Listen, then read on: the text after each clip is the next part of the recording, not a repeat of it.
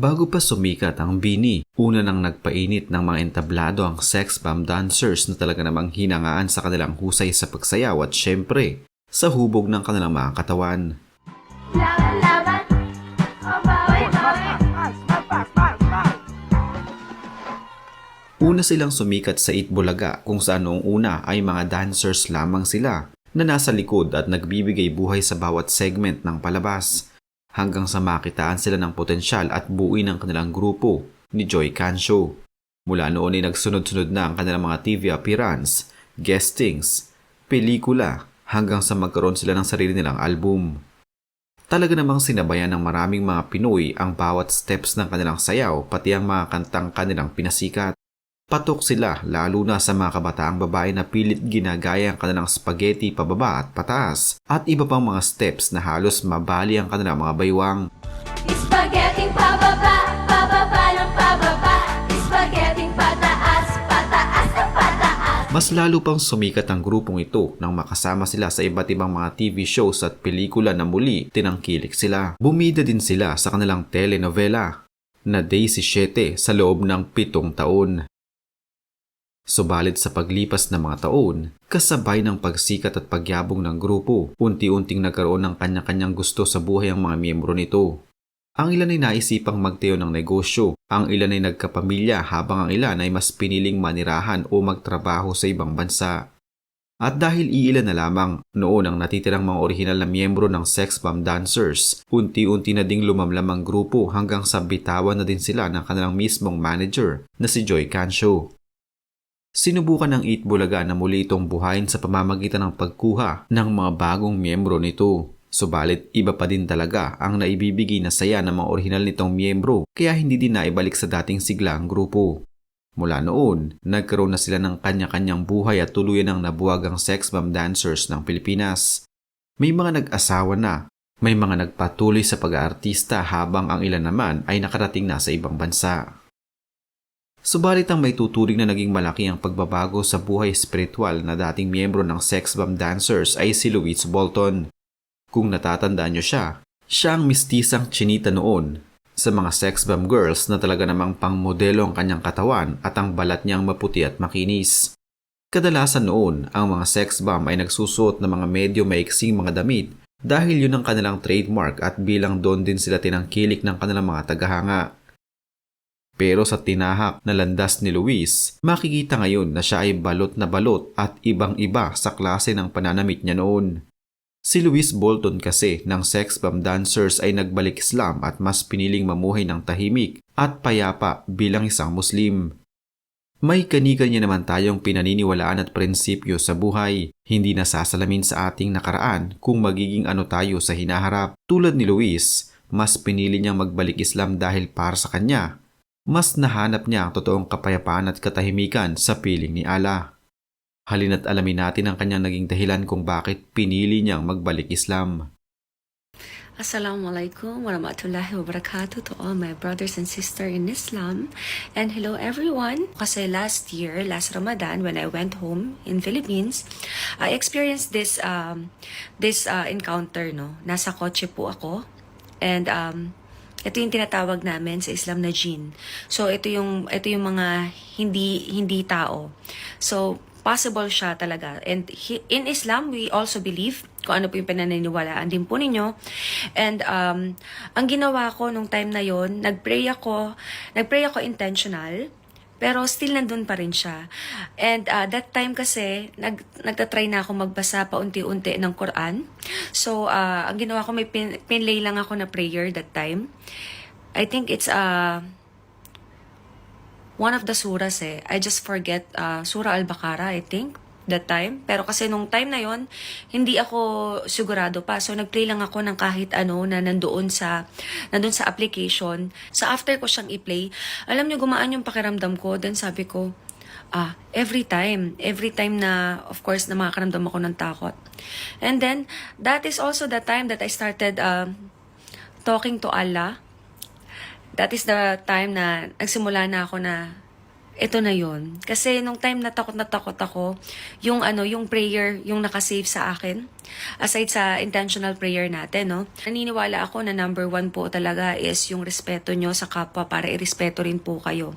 So ako, may nabasa rin akong comment na for example, parang sinabi nila, close ka pa rin ba sa mga kaibigan mo noon?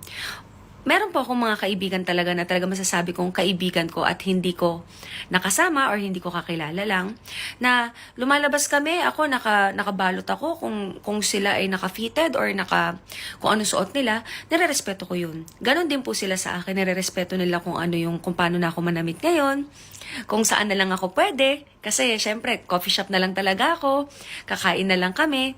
Kasi alam naman po natin yung mga bawal po sa Islam, no? So, hindi naman din po ako mag-e-educate kasi marami pa po akong kailangan matutunan. Ang ma-advise ko lang po sa mga kasi marami rin nag-comment na gusto po nilang mag-revert. Ayan, inshallah, kung kung talagang 100% po sa puso nyo at sigurado kayo at naniniwala kayo kay Allah, ayan po, syempre, mas maganda po talagang 100% po kayo, buo sa puso nyo, galing po sa puso ninyo, no?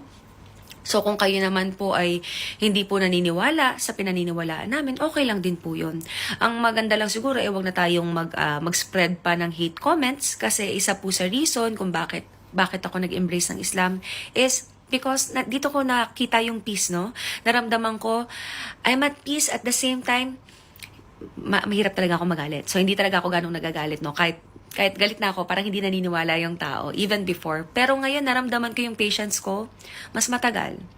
Even right now pero magkakaiba po tayo ng cases, ha? Even right now na nagpa-fasting po ako, hindi po ako nakakaramdam ng gutom. For example, kanina talaga yung nasa office ako from before 9 a.m. So, natulog ako ng around 6, medyo late na, no? Kasi nakatulog ako ng mas maaga. Natulog ako ng around 6 a.m. Gumising ako ng around 7:30. 1.5 hour lang pala yung tulog ko. Gumising ako 7:30. But the whole day, okay ako. Hanggang mag-break kami ng fast. Okay na okay po ako. So, dun sa ating sa fasting, no? Though bago pa lang naman din po ako, no? Pero ang na-feel ko kasi, hindi ka makakaramdam ng gutom. Hindi ka makakaramdam ng gutom, lalo na pag isinapuso mo at naiintindihan mo kung para saan at bakit ka nagpa-fasting. So, yun yung ilan sa mga masishare ko sa inyo kasi talagang, before iiyak ako, syempre kukwento mo yan sa mga trusted mong kaibigan. Minsan magpo-post ka pa sa Facebook na ganito yung nararamdaman mo. Na-realize ko hindi pala ganun dapat. So, ang ginagawa ko ngayon, kung iiyak man ako, iiyak ako sa saya, iiyak ako sa lungkot, sa prayer mat ko, ako umiiyak.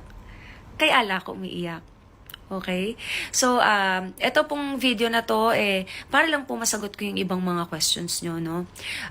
Pero wala naman po akong gustong turuan, wala naman po akong gustong i-correct kasi pare-pareho po tayo may kanya-kanyang opinion, may kanya-kanyang paniniwala, gaya po ng sinabi ko. And sa mga nandiyan po na nagtatanong is, kailangan ba is naka-hijab sila? Or mandatory ba yun? Kailangan ba magpalit ng pangalan? Ako po, actually ako, choice ko po na magpalit ako ng pangalan talaga. And happy ako. Hindi naman sa ayaw ko yung pangalan ko, pero parang nung in-embrace ko po kasi yung Islam, parang gusto kong, as in, baguhin lahat. Baguhin ba yung syempre, nakilala po ako sa pangalan na yon na ang ginagawa ko ay ganito. So, ngayon po makikilala nyo ako bilang Farah na. Para naman, hindi, parang ito na po yung image ko ngayon, ito na po yung imahe ko ngayon. And happy ako kasi marami naman pong natutuwa. And normal din po yun, expected ko po yun na may mga magre-react po ng iba-iba dahil may kanya-kanya nga po tayong opinion. So, ayun lang po. And ito pong religion na to, they are not forcing anyone to revert. They are not forcing anyone to quickly change what you do, quickly change what you wear. So, kung kailan nyo po naramdaman na ready na po kayo, dun po yun. And sa akin ngayon, honestly, happy ako. Happy ako pag ako ay naka-hijab. Happy ako pag ako ay naka-abaya.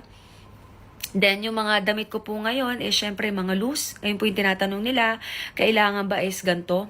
Opo, kasi isa po sa itinuro sa akin, kasi nag-aral po ako ng basic sa Panar, hindi pa ako nakabalik ngayon, no, dito po sa Qatar, is yung pananamit po, dapat hindi po bumabakat ang ating aura.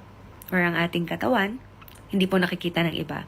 So sa bahay, pwede kang magtanggal ng hijab as long as ang kasama mo lang ngayong yung immediate family. Pero ang ang sinasabi nga nila is hangga't maaari kung wala ka sa iyong kwarto, wag pa din magtanggal. Kasi meron pa rin, of course, may lalaki pa rin na sa bahay. Minsan may mga dumarating. Thank you po sa lahat ng nanood, sa ating, of course, mga sisters and brothers in Islam. And sa lahat po ng nanonood dyan. Ayan po. May God bless you. May Allah bless us all.